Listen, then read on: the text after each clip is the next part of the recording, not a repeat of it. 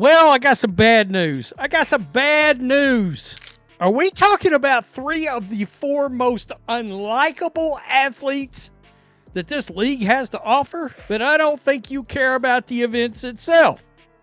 And judging by ticket prices, neither does anybody else. Number one, I don't think none of y'all are doing any pre-WNBA prep. I don't think none of y'all are fired up for no games. None of that. Are you seriously telling me the WNBA Finals are going for $35 a seat? $35 for the championship game. Something's broken here, and it's not just ticket pricing. We're talking about the league's showcase event being cheaper than a regular season baseball ticket.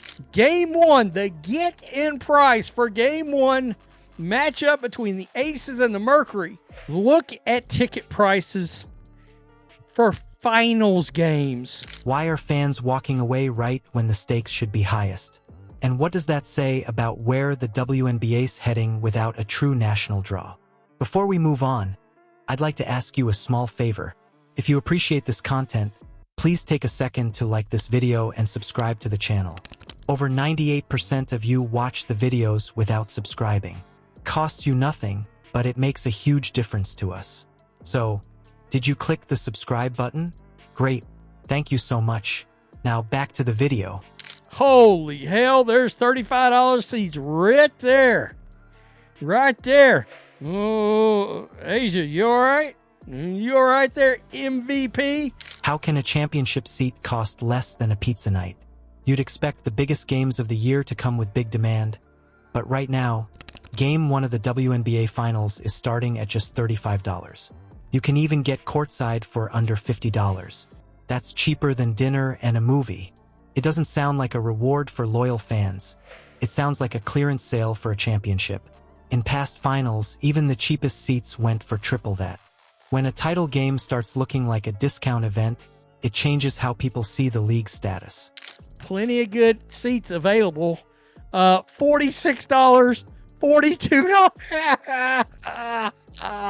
Would there be a single ticket less than $300? If the Fever and Caitlin Clark was playing in a finals game? It's not just about the money, it's about the message. Championships are supposed to feel rare, not affordable for pocket change. So how did we get to prices this low? The drop isn't random.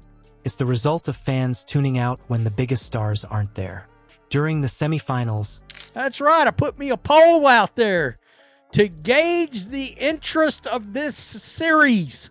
The WNBA was very aware of what that was going to do to ticket prices, etc. I don't think so. I think you'd have courtside seats go for $5,000.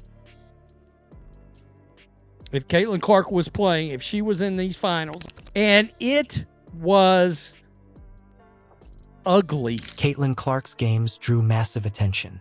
Millions watched her lead the Fever against the Aces, and ticket resale prices jumped overnight. Now, with her out of the picture, the buzz is silent. The numbers show it too. 96% of fans polled said they won't even watch this finals matchup. That's not apathy, that's disconnection. 4% of brave souls said yes. In the finals against Asia Wilson and the Aces, will you be locked in watching this series? ? This should scare the league to death. Without Clark, the finals lost both emotion and market pull. It isn't that the basketball got worse, it's that the stories faded. Fans follow names that make them care, like NBA matchups that skyrocket in price when LeBron or Steph is involved, or March Madness runs that draw crowds because of one unstoppable player. Without that spark, even a finals trophy can feel like another regular season game. That's why $35 isn't a deal, it's a distress signal. The league isn't selling excitement, it's trying to fill seats. So the real question now is, how does the WNBA fix that before next season tips off? You are not invested, you are not interested in watching this BS transpire on your television sets. 96% said hail to the no. Can the league turn these low prices into a learning moment? Because right now, the WNBA Finals look more like a missed connection than a celebration. The league built its identity on team balance, tight scores, and parity, but this new wave of fans doesn't buy tickets for symmetry. They show up for stars. The finals feel disconnected from that energy. Fans who packed arenas all season to follow Caitlin Clark aren't being pulled into this matchup because the storyline they cared about disappeared overnight. The Fever series had personality. There were rivalries, highlight reels, storylines you couldn't scroll past. People who never watched women's basketball before suddenly had a reason to care. Will they get half of that for this finals? Will they get half of the viewership? Where that semifinals game against the Aces and the Fever drew like 1.8 million viewers, I think. No way I'm going to watch paint dry. There you go. I'd rather watch my dog shit. Now, the finals have great players but no anchor for non-traditional fans to attach to. The league bet on competition selling itself while the audience kept responding to charisma and community. Fans want emotional engagement. They invest in moments that feel personal. Caitlin Clark brought that. Her reactions, rivalries, and how she carried her team made every game feel like a chapter in an unfolding story. When leagues ignore that, they lose more than ratings. They lose connection. Other organizations have learned the same thing. The NBA turned things around years ago by building series around personalities, not just matchups. Major college programs did it by turning one player's run into a national event. If the WNBA wants to rebuild hype, it needs to double down on that approach.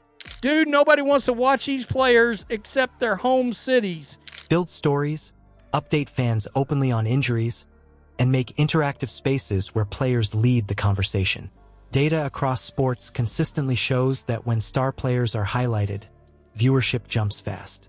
This isn't the collapse of excitement, it's a reset opportunity. The league can still learn from the $35 signal and realize that fans don't crave expensive seats. They crave connection that actually feels worth showing up for. A $35 finals ticket doesn't show affordability, it shows absence. Won't be watching any of it. I only watch Fever games. I tried to watch other games, but it's too damn boring. Maybe 150 to 250,000 max each. It's a reminder that passion can't be discounted. The price tag isn't the problem, it's what it represents. An event missing the anticipation that once made fans fight for seats. The league doesn't need cheaper tickets. It needs unforgettable reasons for people to pay attention. Watch how the WNBA reacts, because this moment will define its next chapter. Will they rebuild a finals that fans chase weeks in advance? Or settle for another year where championship games feel like leftovers on the marketplace instead of must-see basketball?